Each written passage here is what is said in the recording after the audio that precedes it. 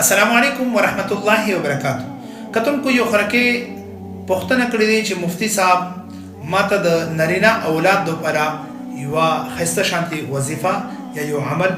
راوخه. ازانو الحمدلله د 2012 نه لا تر اوسه پورې یو داسې عمل دی، یو داسې وظیفه دی چې هغه ما چاته هم د نارینه اولاد لپاره ورکړې ده. الله رب العزت هغه خاوند او ښځې ته د 10 کالو بعد، د 20 کالو بعد هم او د 18 کالو بعد هم نارینه اولاد الله ورکړي دي. کچری تاسو هم غواړئ چې تاسو ته الله د نارینه اولاد دولت نصیب کی او الله رب العزت نر بچي تاسو ته نصیب کی، او تاسو هم دغه عمل دغه وظیفه په اخلاص سره، په شوق سره، ذوق سره، للهیت سره او اخلاصی نیت سره وکي، الله رب العزت به تاسو ته هم نارینه اولاد، نیک صالح نارینه اولاد تاسو ته نصیب کوي. هغه عمل دا دی چې کله زنانه منسز پیریډ چې کوم دی یا د ماهواري کوم دورانیه دی هغه ختم شي او کپړې او جامې صفا شي، پاکې شي، نو په شپې د خپل خاوند سره صحبت نه مخکې، کوروالي نه مخکې، میلاوېدو نه مخکې،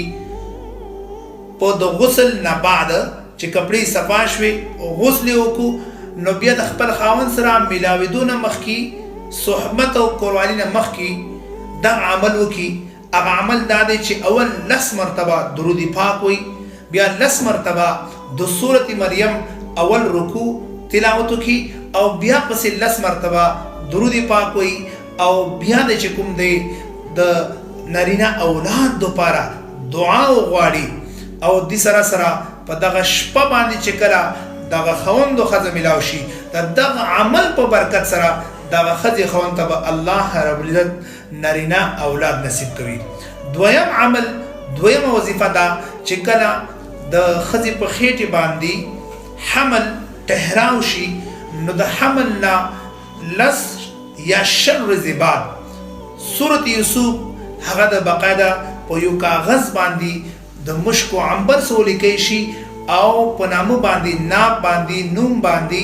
دغه تعویز په شکل کې وتړی شي. د الله فضل و کرم سره دغه زنانه ته الله نارینه اولاد نصیب کوي.